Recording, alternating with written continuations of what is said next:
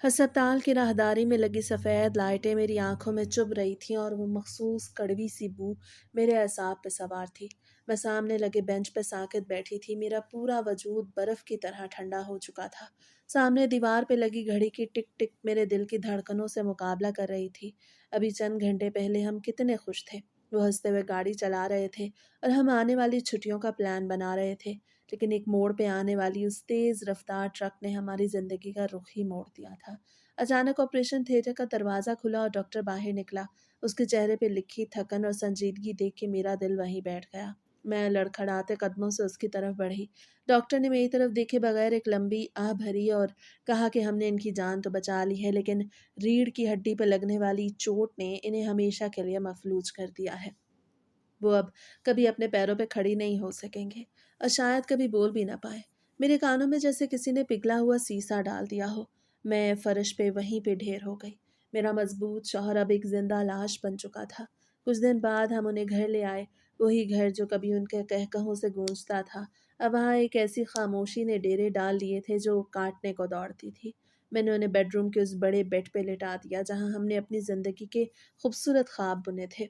उनकी आंखें खुली थीं, लेकिन उनमें वो चमक नहीं थी। वो बस साकित नज़रों से छत को घूरे जा रहे थे, जैसे वहाँ अपना खोया हुआ अक्स तलाश कर रहे हों। मैं उनके पास बैठ गई। उनका वो हाथ थामा जो कभी मेरे हाथ में रहता था, लेकिन अब वो हाथ बेजान था। उसमें कोई जुम्बिश नहीं थी। मैंने उनके हाथ को अपने गाल से लगाया और फूट फूट के रो दी। मैंने तहैया कर लिया था कि चाहे कुछ भी हो जाए, मैं उनका साथ नहीं छोड़ूंगी। मैं खुद उनकी ज़ुबान बनूंगी। मैं खुद उनके पैर बनूंगी। वक्त गुजरने के साथ साथ जिंदगी एक मशीनी अंदाज में ढल गई थी। सुबह सूरज की पहली किरण के साथ ही मेरी मेहनत शुरू हो जाती थी। मैंने निहायत एहतियात से बिस्तर पे सीधा करती, उनके चेहरे को पानी से साफ करती और फिर उन्हें नहलाती। उनके कपड़े बदलते हुए मुझे अक्सर वो दिन याद आते जब वो अपनी पसंद के कमीज पहन के मेरे सामने खड़े होते और पूछते, मैं कैसा लग रहा हूँ। अब मैं उनके लिए कपड़ों का इंतखाब करती थी और वो बस एक बुत की तरह मेरी मर्जी पे मुनहसर थे। मैंने घर में किसी चीज़ की कमी नहीं होने दी। अल्लाह का दिया सब कुछ था। कारोबार उनके मैनेजर सँभाल रहे और पैसे की कोई तंगी नहीं थी, लेकिन वो रौनक चली गई थी जो उनके होने से थी। मैं अक्सर उनके सामने बैठ के अखबार पढ़ती, उन्हें दुनिया जहान की खबरें सुनाती इस उम्मीद पे कि शायद उनकी पलकें झपके या उनके लबों पे कोई जुम्बिश हो, लेकिन वो बस एक पत्थर के बुत की तरह लेटे रहते थे। एक शाम मैं उन्हें व्हीलचेयर में बिठा के लॉन में ले गई जहाँ चमेली की खुशबू फैली हुई थी। ये उनके पसंदीदा फूल थे। मैं उनके पीछे खड़ी उनके बालों में उंगलियां फेर रही थी कि अचानक गेट पे दस्तक हुई। हमारी पड़ोसन अंदर दाखिल हुई। उसके चेहरे पर वो मस्नूई हमदर्दी थी जिससे मुझे अब नफरत होने लगी थी। वो करीब आई और मेरे शौहर को एक नज़र देख के बोली कि हाय बेचारी अरूसा, कितनी हिम्मत है तुम्हारी। अभी तो तुम्हारी अपनी ज़िंदगी जीने के दिन थे और देखो इस मुर्दा वजूद के साथ अपनी जवानी घुला रही हो। मेरा खून खौलने लगा। मैंने जब्त करते हुए उसे देखा और कहा, ये मुर्दा वजूद नहीं है, मेरा गरूर है, मेरे घर की बरकत है। आपको फ़िक्र करने की ज़रूरत नहीं है। वो बड़बड़ाती हुई बाहर निकल गई, लेकिन उसके अल्फाज ने मेरे दिल पे एक बोझ सा डाल दिया था। मैंने सलीम की तरफ देखा। उनकी आंखों के कोने से एक आंसू निकल के उनके कान की तरफ बह गया। मेरा दिल कट के रह गया। वो सब सुन रहे थे क्या? वो अपनी इस बेबसी पे रो रहे थे। मैंने जल्दी से वो आंसू साफ किया और उनका सर अपने सीने से लगा लिया। रात के अंधेरे में जब पूरा घर सो जाता तो मेरी वहशत बढ़ जाती। मैं बेड के कोने पे लेटी उन्हें देखती रहती। कभी कभी मुझे लगता कि अंधेरे में उनकी आंखें मुझे देख रही हैं। मैं उठ के बैठ जाती और उनका हाथ पकड़ती, लेकिन वहाँ वही पुरानी खामोशी होती। अस्पताल से घर आने के बाद जिंदगी जैसे एक दायरे में कैद होके रह गई थी। अब मेरा पूरा दिन उनके गिर्द ही घूमता था। मैं सुबह सवेरे उठती और सबसे पहले उनके कमरे में जाती। वो वैसे ही लेटे होते जैसे मैं छोड़ के गई थी। मैं उनका हाथ पकड़े कहती, देखो आज कितनी अच्छी धूप निकली है, आप जल्दी से ठीक हो जाएं, फिर हम बाहर घूमने जाएंगे। बस मुझे देखते रहते। उनकी आंखों में एक अजीब सी बेबसी होती जो मेरा दिल चीर देती। मैं उन्हें सहारा दे के बिठाती और अपने हाथों से दलिया खिलाती। कभी कभी वो लुकमा लेने से इनकार कर देते तो मैं बच्चों की तरह उन्हें बहलाती थी। एक दिन मेरी खाला और उनकी बेटी घर आई। वो काफ़ी देर तक उनके पास बैठी रहीं और फिर ड्राइंग रूम में आके मुझसे कहने लगी, अरूसा तुम कब तक खुद को इस तरह हलाक करोगी? तुम्हारी अभी उम्र ही क्या है? कोई दूसरा घर बसाने का सोचो। मैंने तड़प के उन्हें देखा और कहा, खाला वो मेरे शौहर हैं, कोई बोझ नहीं जो मैं उतार के फेंक दूँ, और दोबारा कभी ऐसी बात मेरे सामने मत करना। वो तो नाराज़ होकर चली गई, लेकिन मेरे अंदर एक अजीब सी कड़हन पैदा हो गई कि लोग इतनी आसानी से किसी को मुर्दा करार दे देते हैं। हमारा घर बड़ा था। उनकी खिदमत के साथ साथ सफाई सुथराई अकेले संभालना अब मुश्किल हो रहा था। اس لیے میں نے فیصلہ کیا کہ ایک ملازمہ رکھ لوں تاکہ مجھے تھوڑی مدد مل جائے۔ اگلے دن ایک عورت آئی جس کا نام سکینہ تھا۔ وہ دیکھنے میں کافی سلیقہ مند لگ رہی تھی۔ میں نے اسے سب سمجھا دیا کہ اسے کیا کیا کرنا ہے اور خاص طور پہ صاحب کے کمرے کی صفائی کا خاص خیال رکھنا ہے۔ شروع میں تو وہ بہت اچھا کام کرتی رہی۔ میں کچن میں ہوتی تو وہ شوہر کے کمرے میں صفائی کر رہی ہوتی تھی، لیکن کچھ دن بعد مجھے محسوس ہوا کہ وہ صفائی کے نام پہ وہاں ضرورت سے زیادہ وقت گزارنے لگی ہے۔ ایک دو بار میں نے اسے آواز دی تو وہ بڑبڑا کے باہر نکلی جیسے کوئی چوری کر رہی ہو۔ میں نے اسے پیار سے سمجھایا کہ سکینہ، تم کام جلدی ختم کیا کرو، صاحب کو آرام کی ضرورت ہوتی ہے، لیکن اس نے میری بات کو ہنسی میں اڑا دیا اور کہنے لگی کہ بی بی جی، صاحب تو کچھ کہتے ہی نہیں ہے، وہ تو بس پڑے رہتے ہیں۔ مجھے اس کا یہ لہجہ اچھا نہیں لگا۔ ایک دوپہر میں اوپر والے پورشن میں کچھ الماریاں ٹھیک کر رہی تھی کہ مجھے نیچے سے کسی کے ہنسنے کی آواز آئی۔ میں نے سوچا شاید سکینہ فون پہ بات کر رہی ہے۔ میں دبے پاؤں نیچے آئی تو دیکھا کہ سلیم کے کمرے کا دروازہ آدھا کھلا ہے۔ میں نے جھانک کے دیکھا تو سلیمہ ان کے بیڈ کے پاس بیٹھی تھی اور ان کا ہاتھ پکڑ کے نہ جانے کیا باتیں کر رہی تھی اور ساتھ ساتھ ہنس بھی رہی تھی۔ مجھے اپنی آنکھوں پہ یقین نہیں آیا۔ میرا خون کھولنے لگا۔ میں نے زور سے دروازہ کھولا تو وہ ایک دم پیچھے ہٹ گئی۔ اس کے چہرے پر خوف کے بجائے ایک عجیب سی بے شرمی تھی۔ میں نے غصے سے پوچھا، یہ کیا بدتمیزی ہے؟ تم یہاں بیٹھ کے کیا کر رہی ہو؟ وہ کہنے لگی، بی بی جی، میں تو بس صاحب جی کا دل بہلا رہی تھی، وہ اکیلے بور ہو جاتے ہوں گے۔ میں نے اسے اسی وقت وہاں سے نکالا اور کہا دوبارہ ان کے قریب مت آنا۔ اس رات مجھے نیند نہیں آئی۔ میں بار بار سوچ رہی تھی کہ ایک مفلوج انسان کے ساتھ کوئی اس طرح کی حرکت کیسے کر سکتا ہے۔ مجھے اپنے شوہر پہ پورا بھروسہ تھا، وہ تو ہل بھی نہیں سکتے تھے، لیکن اس عورت کی جرت کیسے ہوئی؟ ایک رات مجھے پیاس لگی تو میں کچن کی طرف گئی۔ پورے گھر میں گھپ اندھیرا تھا، صرف گیلری کی کھڑکی سے چاند کی مدھم روشنی اندر آ رہی تھی۔ میں پانی پی کے واپس مڑنے لگی تو مجھے ایسا لگا جیسے کمرے کا دروازہ تھوڑا سا کھلا ہے، جبکہ میں اسے ہمیشہ بند کر کے آتی تھی۔ میرا دل زور سے دھڑکنے لگا۔ میں دبے پاؤں دروازے تک پہنچی اور اندر جھانکا۔ وہ اپنی جگہ پہ ویسے ہی لیٹے تھے، لیکن کمرے میں ایک ایسی خوشبو بسی تھی جو نہ میری تھی اور نہ ان کی۔ وہ کسی مردانہ پرفیوم کی تیز بو تھی جو فضا میں گھل گئی تھی۔ میں نے لائٹ جلائی تو پورا کمرہ روشن ہو گیا۔ وہاں کوئی نہیں تھا۔ میں نے کھڑکی چیک کی، وہ بھی اندر سے بند تھی۔ مجھے لگا شاید یہ میرا وہم ہے یا ہسپتال کی وہ بو ابھی تک میرے دماغ سے نہیں نکلی۔ دن گزرتے گئے اور اب میں نے محسوس کیا کہ گھر کی فضا کچھ بدل رہی ہے۔ نوکروں کے رویے میں ایک عجیب سی لچک آ گئی تھی۔ وہ مجھے دیکھ کے آپس میں کانا پھوسیاں کرتے تھے، خاص طور پہ وہ نئی ملازمت جسے میں نے ابھی چند دن پہلے رکھا تھا۔ وہ جب بھی ان کے کمرے کی صفائی کر کے نکلتی تو اس کے چہرے پہ ایک عجیب سی مسکراہٹ ہوتی۔ میں نے کئی بار اسے ٹوکنا چاہا، لیکن پھر سوچا شاید میں ضرورت سے زیادہ حساس ہو رہی ہوں۔ ایک دن میں بازار سے کچھ ضروری سامان لینے گئی اور جب واپس آئی تو گھر میں خاموشی غیر معمولی تھی۔ میں سیدھی ان کے بیڈ روم کی طرف بڑھی۔ دروازہ آدھا کھلا تھا۔ میں جیسے ہی اندر داخل ہوئی میرے قدم وہیں جم گئے۔ وہ ملازمہ ان کے بیڈ کے پاس کھڑی تھی اور ان کے تکیے کے نیچے کچھ تلاش رہی تھی۔ مجھے دیکھتے ہی بکھلا گئی اور جلدی سے اپنے ہاتھ پیچھے کر لیے۔ میں نے غصے سے پوچھا، تم یہاں کیا کر رہی ہو؟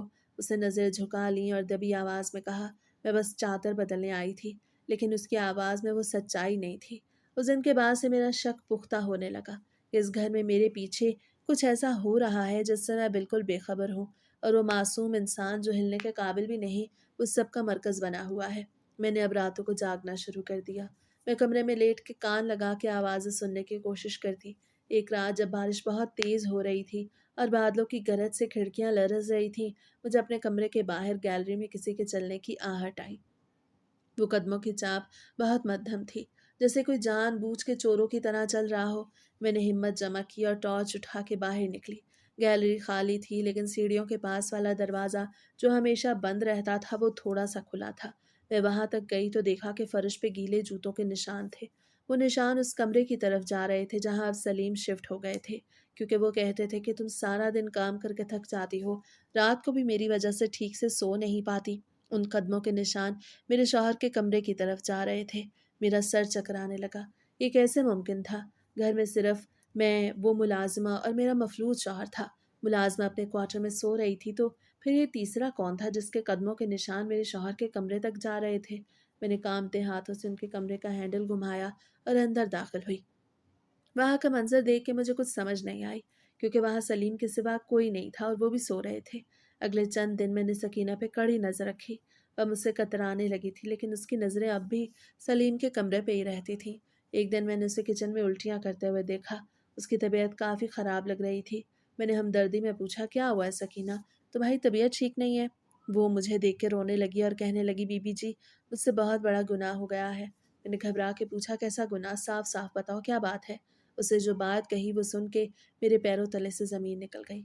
उसे रोते हुए मेरे शौहर के कमरे की तरफ इशारा किया और कहा, ये सब साहब की वजह से हुआ है। मैं साकित रह गई। मुझे लगा जैसे किसी ने मेरे सर पे हथौड़ा मार दिया हो। मैंने उसे बालों से पकड़ा और दीवार के साथ लगा दिया। मैंने कहा, तुम पागल हो गई हो? वो इंसान हिल नहीं सकता, वो बोल नहीं सकता, तुम उन पे ये इल्ज़ाम लगा रही हो। वो कहने लगी, बीबी जी आपको क्या पता रातों को इस कमरे में क्या होता है। अब तो सो जाती हैं लेकिन मैं सब जानती हूँ। मेरा दिमाग काम करना छोड़ गया था। मैंने उसे धिक्के दे के घर से बाहर निकाल दिया, उसका सामान गली में फेंक दिया।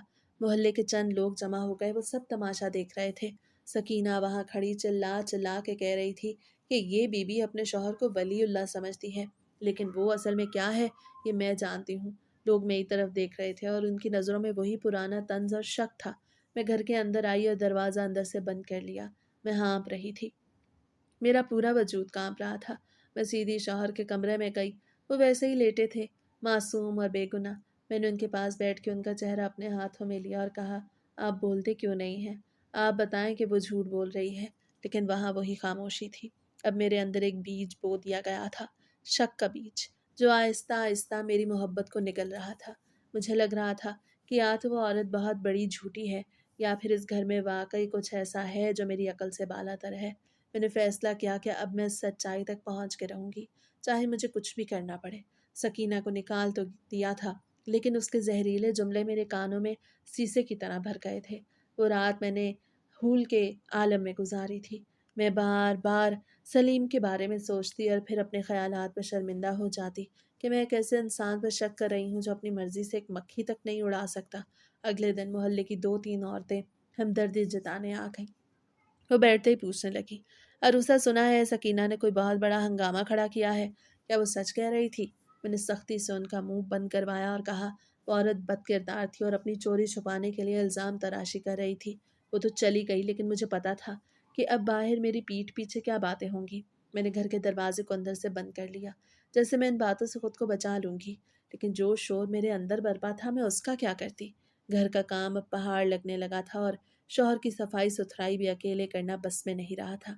मैंने एक एजेंसी से राब्ता किया और इस बार मेरी ये शर्त थी कि मुलाजमा उम्र रसीदा होनी चाहिए। उन्होंने एक माई भेजी जिसका नाम मरियम था।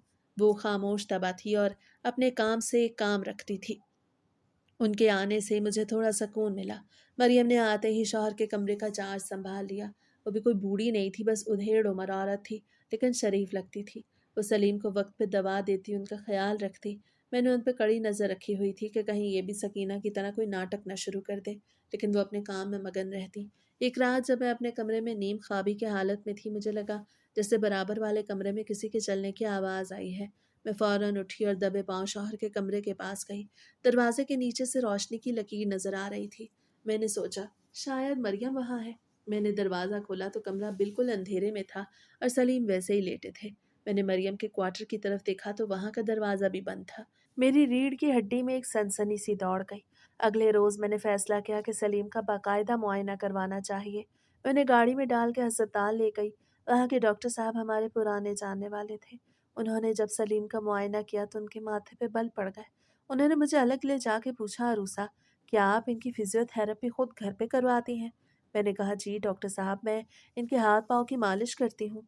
डॉक्टर ने हैरत से कहा, ताज्जुब है, इनके पट्टे इतने मजबूत और लचकदार हैं जैसे ये रोज़ाना वर्जिश करते हों। मेडिकल लिहाज से एक मफलूज मरीज के पट्टे इतने अरसा लेटे रहने से सुकड़ जाने चाहिए, लेकिन इनकी हालत तो किसी खिलाड़ी जैसी है। मैं वहीं कुर्सी पे बैठ गई। मेरा सर चकराने लगा। डॉक्टर की बात ने मेरे शक को एक नई सिमत दे दी। मैंने पूछा, क्या ये मुमकिन है कि कोई इंसान फॉलिज का नाटक कर रहा हो? डॉक्टर हंस के कहने लगे कि नहीं, ये नामुमकिन है। इनके टेस्ट बताते हैं कि निचला धड़ बिल्कुल बेजान है। घर वापसी पे मैं पूरा रास्ता खामोश रही। मैं उनके चेहरे को देख रही थी जो बिल्कुल पुरसकून था। मुझे लगा जैसे वो मुझ पे हंस रहे हो। घर पहुंच के मरियम ने उन्हें संभाला। रात को मैंने जानबूझ के मरियम को छुट्टी दे दी कि आप अपने घर चली जाएं, आज मैं खुद देखभाल कर लूंगी। मैंने लाइटें बंद की और अपने कमरे में जाके बैठ गई। मैंने अपने बेडरूम का दरवाज़ा थोड़ा सा खुला रखा ताकि बाहर की हर आहट सुन सकूं। आधी रात के करीब मुझे किचन में बर्तन गिरने की आवाज़ आई। मैंने टॉर्च उठाई, बाहर निकली। किचन में एक ग्लास टूटा पड़ा था और फर्श पे पानी बिखरा हुआ था। मैंने उधर उधर देखा तो गैलरी की तरफ जाने वाला दरवाज़ा खुला था। मैं जब वहां पहुंची तो देखा वहां पैरों के निशान थे जो मेरे शौहर के कमरे की खिड़की की तक जा रहे थे। मेरा दिल डूबने लगा। ये निशान किसी औरत के नहीं थे बल्कि एक मर्द के थे, और वो निशान खिड़की के अंदर जाके खत्म हो रहे थे। मैंने हिम्मत की और खिड़की से अंदर झांका तो वहां कोई भी नहीं था। अब मुझे कुछ समझ नहीं आ रहा था कि हमारे साथ क्या हो रहा है। अगली सुबह मैंने फैसला किया कि मैं इस तरह हाथ पे हाथ धरे नहीं रह सकती। मैंने शहर के सबसे बड़े डॉक्टर को कॉल की, उसे घर आने की दरख्वास्त की। मैं चाहती थी कोई तीसरा बंदा आके तस्दीक करे कि मेरे शौहर की असल हालत क्या है। डॉक्टर साहब दोपहर को आए। उन्होंने घंटों मुआयना किया, मुख्तलिफ टेस्ट लिए, और फिर ड्राइंग रूम में आके मुझसे कहने लगे, मेडिकल रिपोर्ट तो वही कह रही है जो मैंने पहले कहा था, कि ये इंसान मफलूज है, लेकिन इनके खून में कुछ ऐसे असरात मिले हैं जैसे इन्हें कोई ऐसी दवा दी जा रही हो जो एसाब को आर्जी तौर पर सुन कर देती है। मैंने हैरत से पूछा कि दवा? मैं तो इन्हें सिर्फ वही देती हूँ जो आपने लिख के दी है। डॉक्टर ने सोचते हुए कहा, शायद कोई और भी है जो आपकी गैर मौजूदगी में इन्हें कुछ दे रहा है। डॉक्टर की इस बात ने मेरे वहम को फिर से जिंदा कर दिया। डॉक्टर के जाने के बाद मैंने मरियम को बुलाया और उसकी तलाशी लेने का सोचा, लेकिन फिर रुक गई कि कहीं वो बुरा मान के न चली जाए और मैं अकेली पड़ जाऊं। इसी दौरान हमारे एक पुराने वफादार मुंशी जी घर आए, जो मेरे ससुर के ज़माने से हमारे कारोबार को देख रहे थे। वो काफ़ी अरसे से शहर से बाहर थे। वो जब सलीम के कमरे में आए तो उनकी आंखों में आंसू थे। वो काफ़ी देर तक उनके पास बैठे रहे। जब वो बाहर निकले तो मैंने उन्हें चाय पेश की और बातों बातों में पूछा कि मुंशी जी, क्या इनका कोई ऐसा रिश्तेदार है जिसके बारे में मुझे ना पता हो? मुंशी जी के हाथ से चाय का कप थोड़ा सा लर्जा। उन्होंने मेरी तरफ एक अजीब नज़र से देखा और कहने लगे, बीबी जी, पुराने वक्तों की बातें पुरानी ही ठीक होती हैं। आप बस साहब की खिदमत करें, बाकी सब अल्लाह पे छोड़ दें। उनके इस जवाब ने मेरे शक की आंख पे तेल का काम किया। मैंने उन्हें मजबूर किया कि वो साफ साफ बताएं, लेकिन वो ये कह के उठ गए कि बीबी जी, कभी कभी सच इतना कड़वा होता है कि उसे ना जानना ही बेहतर होता है। मुंशी जी के जाने के बाद मैंने पूरे घर का जायजा लिया। मुझे हर दीवार के पीछे कोई छुपा हुआ महसूस हो रहा था। मरियम किचन में काम कर रही थी, लेकिन उसकी नज़रें अब भी शौहर के कमरे पे थीं। अब है मरियम को भी यहाँ पे काम करते हुए तकरीबन 2 से ढाई महीने हो गए, और एक दफ़ा भी वो वही हरकत करने लगी जो सकीना ने की थी। वो काम करते हुए अचानक बाहर की तरफ भाग के गई थी। मुझे शक पड़ा तो मैं भी उसके पीछे पहुंच गई।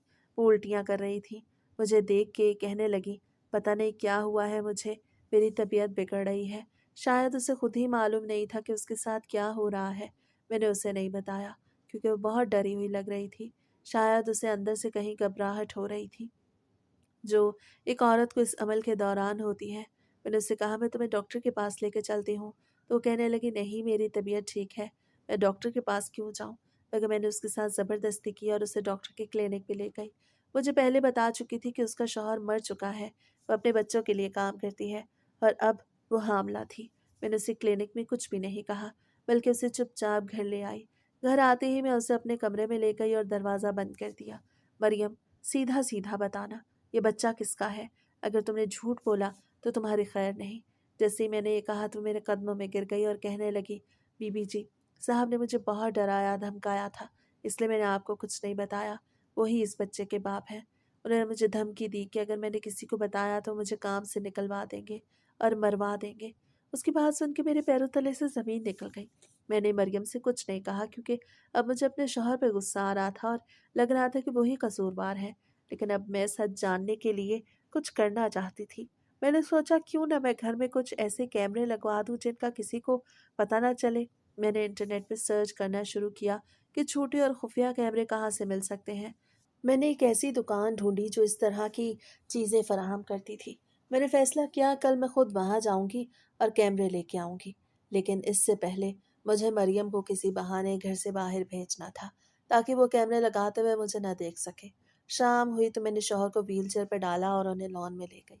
मैं उनके पीछे चल रही थी और उनसे बातें कर रही थी कि देखो, मुंशी जी आए थे, वो आपके बारे में पूछ रहे थे, आप कब तक मुझे इस तरह अकेला छोड़े रखेंगे? अचानक मुझे ऐसा लगा जैसे मेरे शौहर के हाथ की उंगली में थोड़ी सी हरकत हुई है। मैं रुक गई और उनके हाथ को गौर से देखने लगी, लेकिन वहां फिर से वही बेजानी थी। यही भी मेरा वहम था या वाकई वो मुझे कुछ इशारा कर रहे थे? मैंने उनके सामने आके उनकी आंखों में झांका। उनकी आंखें आज कुछ ज़्यादा ही नम थीं, जैसे वो कुछ कहना चाह रहे हों और उनकी ज़ुबान साथ नहीं दे रही हो। मैंने उनका सर अपने सीने से लगा लिया और वहीं लॉन में बैठ कर रोने लगी। मुझे लग रहा था मैं किसी बहुत बड़ी साजिश के जाल में फंस चुकी हूँ जिसका सिरा मुझे नहीं मिल रहा। रात को जब मैं उन्हें वापस कमरे में लेके आई तो मैंने महसूस किया कि कमरे की तरतीब थोड़ी बदली हुई है। साइड टेबल पे रखा हुआ पानी का ग्लास जो मैं भर के गई थी अब आधा खाली था, और वहाँ एक ऐसी चीज़ पड़ी थी जिसे देख के मेरे होश उड़ गए। वहाँ एक सिगरेट का टुकड़ा पड़ा था, जबकि मेरा शौहर कभी सिगरेट नहीं पीता था और ना ही इस घर में कोई मर्द आता था। मैंने मरियम को बुलाया और उससे पूछा कि क्या यहाँ कोई आया था। उससे सख्ती से इनकार कर दिया, लेकिन उसकी आंखों की बेचैनी बता रही थी कि वो झूठ बोल रही है। मैंने वो सिगरेट का टुकड़ा उठाया और उससे एक लिफाफे में बंद कर लिया। ये मेरे पास पहला ठोस सबूत था कि कोई है जो मेरी गैर मौजूदगी में इस कमरे में आता है। अब मेरा अगला कदम इन कैमरों को लगाना था जो इस सच्चाई को बेनकाब करें। अगली सुबह मैंने इरादा कर लिया था कि आज पारसाई के तमाम नकाब नोच देने हैं। मैंने मरियम को बुलाया और कहा, मरियम, मेरे मैके से फ़ोन आया है। मेरी अम्मी की तबीयत कुछ नासाज है, मुझे वहाँ जाना पड़ सकता है और मैं चाहती हूँ कि तुम भी 2 दिन अपने बच्चों के पास हो आओ, क्योंकि मैं घर लॉक करके जाऊँगी। मरियम के चेहरे पर एक अजीब सी लहर आई, जैसे वो खुश हुई या शायद उसे इत्मीनान हुआ हो। वो फौरन मान गई और अपना थैला उठा के रुखसत हो गई। मैंने गेट लिया और अब उस बड़े घर में अगेन मैंने गेट को अंदर से कुंडी लगाई और एक लंबा सांस लिया। अब उस बड़े घर में सिर्फ मैं थी और मेरा वो खामोश शौहर, जो शायद सारा सच जानता था मगर कह नहीं सकता था। मैंने जल्दी से अपना बुर्का ओढ़ा और शहर के दूसरे कोने में वाक़ उस इलेक्ट्रॉनिक्स की दुकान पे पहुंची जहां से मैंने ऑनलाइन कैमरे देखे थे। दुकानदार ने मुझे छोटे छोटे 3 कैमरे दिए जो किसी बटन की तरह लगते थे। मैंने वो खरीदे और किसी चोर की तरह छुपाती हुई घर वापस आ गई। घर पहुंच के मैंने सबसे पहले सलीम को चेक किया। वो वैसे ही पुरसकून लेटे थे। मैंने एक कैमरा उस बड़े गुलदान में छुपाया जो बेड के ऐन सामने था। दूसरा कैमरा मैंने गैलरी के उस कोने में लगाया जहां से सीढ़ियों का पूरा मंजर नजर आता था, और तीसरा कैमरा मैंने किचन की उस खिड़की के पास सेट किया जहां से बाहर के लॉन का रास्ता बनता था। ये सब करते हुए मेरे हाथ कांप रहे थे और दिल की धड़कनें हलक में महसूस हो रही थी। जब मैं सलीम के कमरे में आखिरी कैमरा सेट कर रही थी तो मेरा पाँव बेड के करीब बिछे कालीन के एक उभरे हुए हिस्से से टकराया। मैंने झुक के देखा तो वहाँ कालीन के नीचे कुछ सख्त सी चीज महसूस हुई। मैंने कालीन हटाया तो वहाँ फर्श के एक शुगाफ में एक पुरानी चाबी दबी हुई थी। वो चाबी काफी वजनी थी। मैं उसे लेकर खड़ी हो गई और सोचने लगी कि ये चाबी किस ताले की हो सकती है। अचानक मुझे ख्याल आया कि हमारे घर के पिछले हिस्से में एक छोटा सा स्टोर रूम है जिसे मेरे ससुर के इंतकाल के बाद कभी नहीं खोला गया था। मेरे शौहर हमेशा कहते थे वहाँ सिर्फ पुरानी रद्दी और टूटा फूटा फर्नीचर है, लेकिन आज उस चाबी ने मेरे तजस्सुस को उभार दिया था। मैंने दिल मजबूत किया और घर के पिछले अंधेरे वाले हिस्से की तरफ बढ़ी। स्टोर रूम के दरवाजे में एक बड़ा सा जंग आलूद ताला लटक रहा था। मैंने कांपते हाथों से वो चाबी ताले में डाली और उसे घुमाया। एक जोरदार चरचराहट के साथ ताला खुल गया। मैंने दरवाजा धकेला तो अंदर से मिट्टी और हबस की एक तेज बू आई। मैंने अपनी टॉर्च जलाई और अंदर का जायजा लिया। वह वाकई पुराना सामान भरा हुआ था, लेकिन एक कोने में एक लकड़ी की पुरानी अलमारी थी जो बाकी सामान से थोड़ी अलग अलग लग रही थी। मैं उस अलमारी तक पहुंची और उसे खोला। अंदर कुछ पुराने कपड़े थे और एक लकड़ी का छोटा सा डिब्बा रखा था। मैंने वो डिब्बा खोला तो उसके अंदर कुछ काली सफ़ेद तस्वीरें और एक पुराना सा कागज़ था। मैंने वो तस्वीर निकाली तो मेरा दम निकल गया। वो तस्वीर मेरे शौहर की थी, लेकिन उसमें वो अकेले नहीं थे बल्कि उनके साथ एक और लड़का खड़ा था जो कद काठ और शक्ल सूरत में बिल्कुल उनका हम शक्ल था। दोनों ने एक जैसे कपड़े पहने हुए थे और वो किसी पार्क में खड़े हंस रहे थे। मैंने तस्वीर उल्टी की तो पीछे लिखा था आसिम और सलीम 1995। मेरा सर चकराने लगा। सलीम तो मेरे शौहर का नाम था, लेकिन ये आसिम कौन था? मेरा दिमाग धमाके से फटने लगा। मैंने जल्दी से वो तस्वीरें और कागज संभाले और स्टोर रूम से बाहर निकल आई। मैंने दरवाज़ा फिर से लॉक कर दिया। मेरे पाँव तले से ज़मीन सिरक रही थी कि वो आसिम अब कहाँ है। मैं भाग के सलीम के कमरे में आई। उनका चेहरा गौर से देखने लगी। उनकी आंखें अब भी बंद थीं। मैंने उनके हाथ को ज़ोर से दबाया और कहा, सलीम, मुझे सब पता चल गया है। आसिम कौन है? क्या वो यहाँ है? उनकी पलकें थोड़ा सा लर्जी और उनके होठों से एक दबी हुई सिसकी निकली, जैसे वो मुझे खबरदार करना चाह रहे हों। थोड़ी देर बाद रात का अंधेरा अब गहरा होने लगा। मरियम नहीं थी और मैं बिल्कुल अकेली थी। मैंने अपने कमरे में जाके वो मॉनिटर ऑन किया जो उन तीनों कैमरों से मुंसलिक था। स्क्रीन पर सलीम का कमरा बिल्कुल खामोश नजर आ रहा था। मैंने लाइटें बंद कर दी ताकि बाहर से किसी को शक ना हो कि मैं जाग रही हूँ। मैंने मॉनिटर पर नजरें जमा दी और इंतजार करने लगी। घड़ी की टिक टिक अब मेरे एसाब पर हथौड़े बरसा रही थी। 12 बजे, 1 बजा और फिर 2 बजे अचानक किचन वाले कैमरे की स्क्रीन पर एक साया लहराया। वो साया आहिस्तगी से खिड़की के रास्ते अंदर दाखिल हुआ और सीधा सलीम के कमरे की तरफ बढ़ने लगा। मेरा सांस हलक में अटक गया। मैंने देखा कि वो शख्स सलीम के कमरे में दाखिल हुआ और उसे बेड के पास लगी मध्यम लाइट जला दी। स्क्रीन पर अब उसका चेहरा बिल्कुल साफ नजर आ रहा था। वही चेहरा जो मेरे शौहर का था, लेकिन उसकी आंखों में एक ऐसी वहशत और मक्कारी थी जो मेरे सलीम में कभी नहीं थी। उसे जेब से एक छोटी सी शीशी निकाली और एक सिरिंज में कुछ भरने लगा। ये वही दवा थी जिसका डॉक्टर ने जिक्र किया था। वो मेरे शौहर के पास झुका और उनके बाजू में वो इंजेक्शन लगाने लगा। कमरे में मध्यम सी रोशनी थी। मेरा शौहर बेड पे साकित लेटा था, लेकिन बेड के बराबर में एक कुर्सी रखी थी जिस पे वो बैठ गया। अंधेरे की वजह से अब उसका चेहरा साफ नहीं था। वो सलीम के कान में झुक के कुछ कह रहा था और मेरा शौहर, जो कभी पलक तक नहीं झपकता था, उसकी आंखों से आंसू बह रहे थे। वो शख्स उठा, उसे सलीम के हाथ पे एक जोरदार थप्पड़ मारा और हंसते हुए बोला, तेरी जायदाद तो मैंने हथिया ली है, अब तेरी उस खूबसूरत बीवी की बारी है। मैं चीखना चाहती थी लेकिन मेरी आवाज़ हलक में फंस गई। मैं अब मजीद बर्दाश्त नहीं कर सकती थी। मैंने चाकू उठाया और अपने कमरे से बाहर निकल आई। मेरा दिल इतनी जोर से धड़क रहा था कि मुझे लगा जैसे पसलियों को तोड़ के बाहर निकल आएगा। हाथ में पकड़े उस छोटे से चाकू पर मेरी गिरफ्त मजबूत थी। मैंने अपने कमरे के दरवाजे को निहायत आहिस्तगी से खोला ताकि उसकी चरचराहट से वो शैतान चुकन्ना ना हो जाए। बाहर गैलरी में अंधेरा था, लेकिन सलीम के कमरे से आने वाली हल्की जर्द रोशनी एक लकीर की सूरत में फर्श पे पड़ रही थी। मैं दीवार के साथ लग के दबे पांव आगे बढ़ी। मॉनिटर पे जो मंजर मैंने देखा था वो मेरे जहन में किसी फिल्म की तरह चल रहा था। मैंने जैसे ही उनके कमरे के दरवाजे पे पहुंच के अंदर झांका, मेरी रूह कांप गई। वो हम शक्ल आसिम मेरे शौहर के बेड पे बिल्कुल उनके सिरहाने बैठा था और उसके हाथ में वो खाली सुरेज थी। वो उनकी बालों में उंगलियां फेर रहा था, लेकिन उसका अंदाज प्यार वाला नहीं था, बल्कि ऐसा था जैसे कोई शिकारी अपने शिकार को तड़पता देखकर लुत्फ अंदोज हो रहा हो। वो दबी दबी आवाज में कुछ बड़बड़ा रहा था।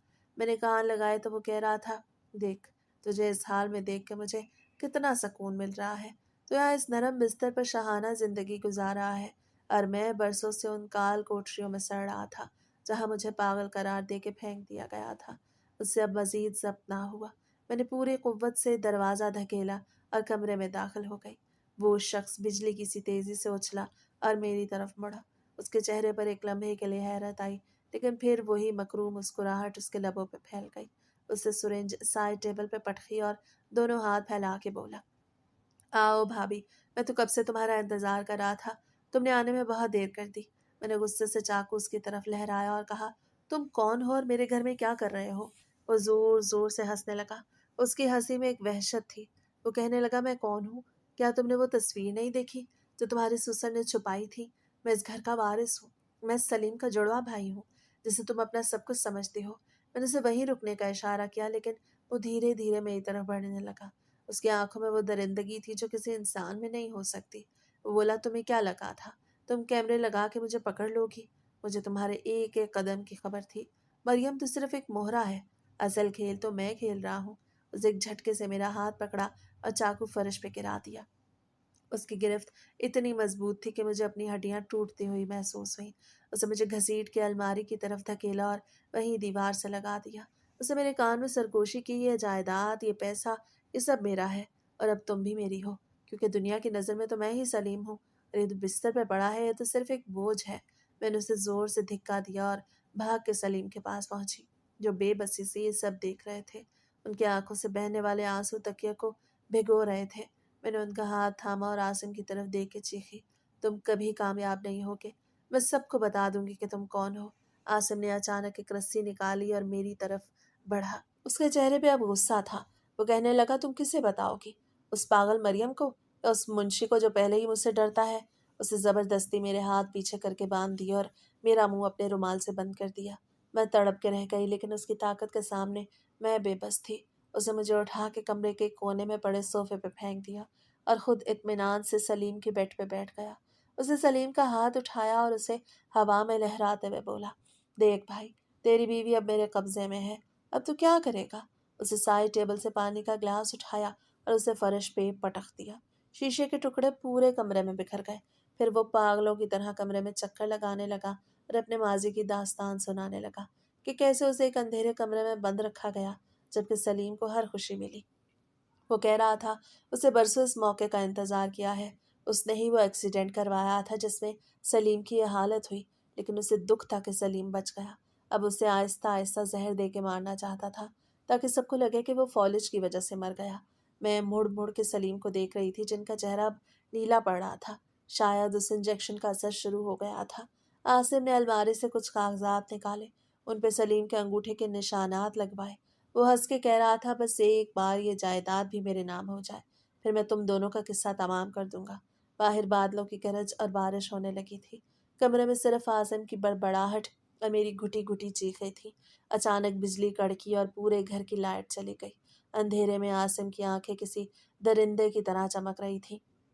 उसने एक माचिस जलाई और मेरे चेहरे के करीब लाया।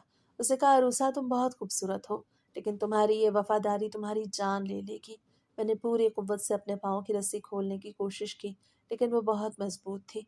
आसिम अब सलीम के करीब झुका और उसका गला दबाने लगा।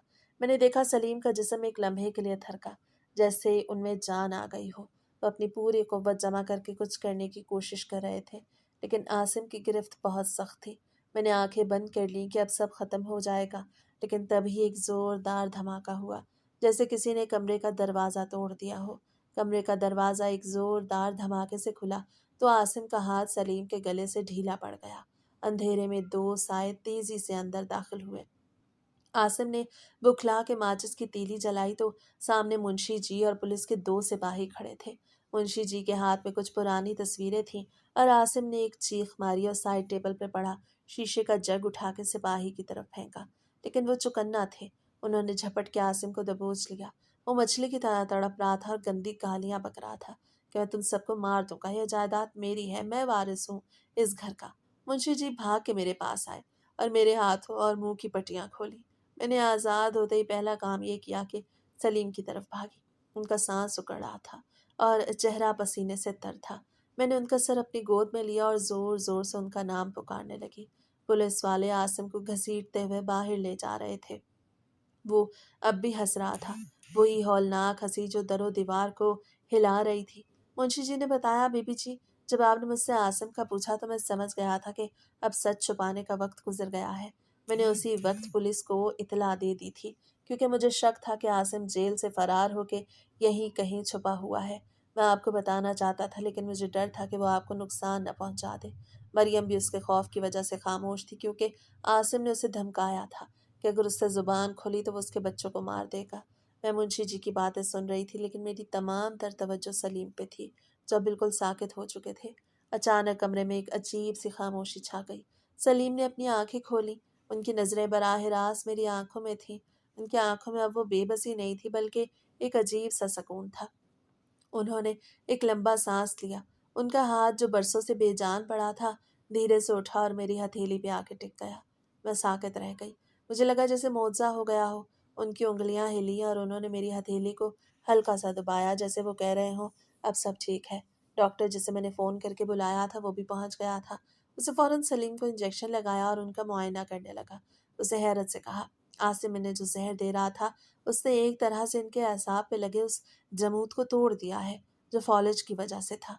ये कुदरत का एक अनोखा खेल है कि जिस जहर ने इन्हें मारना था, उसी के रद्द अमल ने इनके जिस्म में जिंदगी की लहर दौड़ा दी है। अगले चंद घंटे किसी ख्वाब की तरह गुजरे। सलीम को अस्पताल मुंतकिल किया गया, जहां उनका इलाज शुरू हुआ। आसिम को पुलिस ले जा चुकी थी और अब उसकी जायदाद हथियाने के तमाम ख्वाब चकनाचूर हो गए थे। मुंशी जी ने बताया, आसिम बचपन से एक नफ्सियाती मरीज था। उसे कई बार सलीम को नुकसान पहुंचाने की कोशिश की, जिसकी वजह से उसे सबसे अलग रखा गया, लेकिन उसकी नफरत कभी कम नहीं हुई। वो बरसों से इस इंतकाम की आग में जल रहा था और उससे वो एक्सीडेंट भी इसीलिए कराया ताकि सलीम की जगह ले सके। लेकिन वो ये भूल गया कि एक बीवी की मोहब्बत और वफादारी किसी भी मकरो फरेब से ज़्यादा ताकतवर होती है। एक महीने बाद सलीम को व्हील चेयर पर बिठा के उसी लाइन में ले आई जहाँ कभी पड़ोसन ने मुझे ताना दिया था। सलीम अब सहारे से खड़े होने के काबिल हो गए थे। उनकी जुबान में भी अब लर्जिश के साथ अल्फाज आने लगे थे। उन्होंने मेरा हाथ थामा और बहुत मुश्किल से एक लफ्ज़ बोला, शुक्रिया। मेरी आंखों से खुशी के आंसू छलक पड़े थे। मैंने उनका सर अपने कंधे पे रख लिया और दूर आसमान से डूबते सूरज को देखने लगी, जिसकी सुर्खी अब हमारे घर के दरो दीवार को रोशन कर रही थी। वो खौफ, वो शक और वो अंधेरी रातें अब माजी का हिस्सा बन चुकी थी। मैंने साबित कर दिया था कि सच्चाई को चाहे कितने ही नकाबों में छुपा लिया जाए, वो एक दिन सामने आ ही जाती है। और मोहब्बत का रिश्ता वो ढाल है जिसे कोई शैतान नहीं तोड़ सकता। अब इस घर में वही कह कहे दोबारा गूंजने वाले थे और मैं अपने जीवन साथी के साथ एक नई जिंदगी का आगाज करने के लिए तैयार थी, जिसमें अब कोई दूसरा हम शक्ल या कोई तीसरा नहीं था। सिर्फ हम थे और हमारी कभी ना खत्म होने वाली मोहब्बत थी जो हर इम्तिहान में सुरखरू हुई थी।